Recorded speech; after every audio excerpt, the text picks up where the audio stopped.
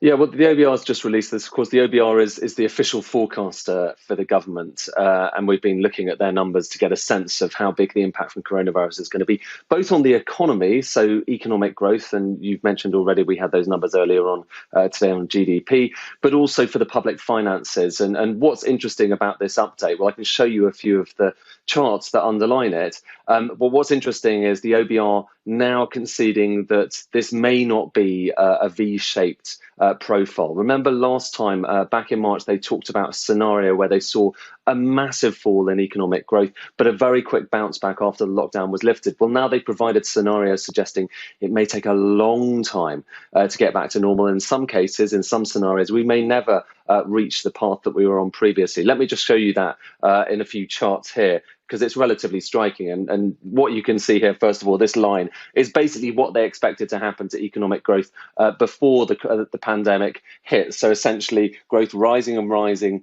and rising. That's the level of the size of the economy. But instead now, we have an update from them saying, well, there are a variety of things that can happen. Now, this is the V-shaped recovery they talked about in their initial estimates. But that first scenario showing a very big fall in economic growth, but it rebounding, and within about a year or so, we were back on that previous path. You can see the white line in line with where it was previously. But now they also say there are a couple of other possible outcomes, one of which their central scenario shows it's more like kind of a Nike swoosh, isn't it? So down a bit, but not recovering back to where it was previously, a shallower recovery. And they also say there's a possibility of it being even worse than that. So we have the fall that we've had recently, but essentially it taking about 5 years to get back to where we were at the start. So 5 years to get back to where we were in 2020. But of course, all of those years of growth just being lost entirely. So very depressing numbers from the OBR. There's all sorts of other detail here, including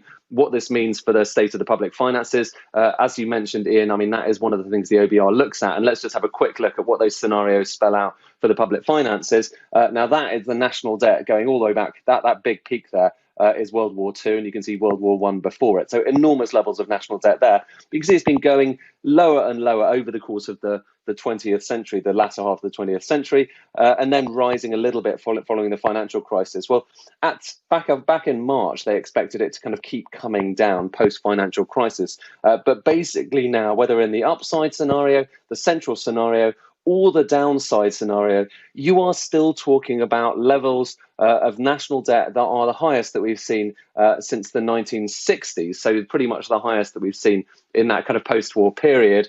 But what you can also see here is it's still well below where it was in the Second World War. So lots of detail from the OBR. We'll bring you more analysis on it over the course of the day, but very striking numbers. And the idea that there's definitely going to be V-shaped recovery, well, it seems to be out of the window in all sorts of different dimensions today.